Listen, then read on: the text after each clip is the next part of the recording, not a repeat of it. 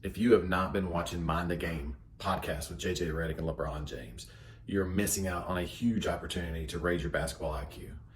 Most episodes, they start off with a little tutorial at the beginning, talking about the actions that they'll talk about in the podcast. It is a great chance to get your players to understand how to play the game of basketball. Go ahead and I've pieced together one of their latest episodes. Check it out. Follows right here. Get a notepad, get something to write with. You're going to want to take notes. There are a few different concepts that we talk about in episode 5. Perhaps most importantly is something called top locking. And I want to be very clear on this because there tends to be some confusion, particularly from Jason Gallagher. It is not top blocking. It is top locking. Top locking is an off-the-ball defensive scheme where you force the shooter, the offensive player, coming off of a wide pin down or at any sort of off-ball screen, and you force him towards the basket. You get on his high side or his top side, and you force him back towards the basket or the baseline.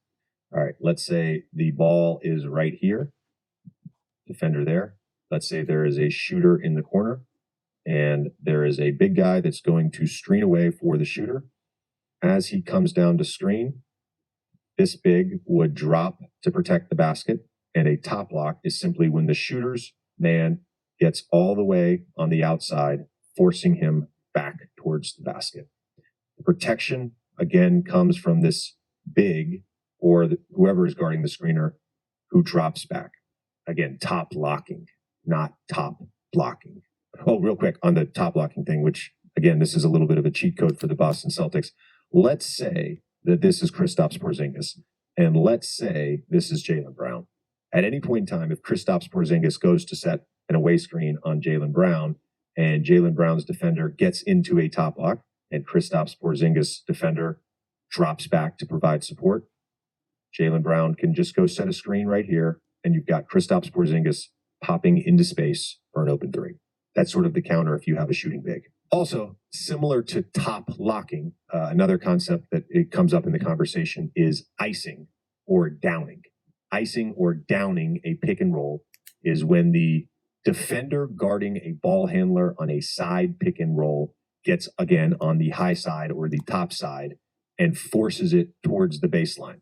The big man who is covering the screener drops back towards the baseline, towards the basket, to give support to the defender on the ball handler. Again, the defender on the ball handler has completely opened up, gotten on the ball handler's top side, and is forcing the ball down towards the baseline. We've got two offensive players here. The screener goes into a pick and roll over here on the side of the court. As that's happening, the big defender would shout ice or down. So again, some teams have color concepts for this, but ice or down, he would then drop to provide support, and the guy guarding the ball would jump on the high side of the offensive player, of the ball handler, and force it down towards the baseline. That is an ice or down. Motion offense is simply a five-man offensive scheme that relies on screening action, ball movement, and body movement. Motion offense typically is very free-flowing. There's not a set action that leads to another action. At least that's how I was taught it. Motion offense just means you're running pin downs, away screens, you're moving the ball side to side.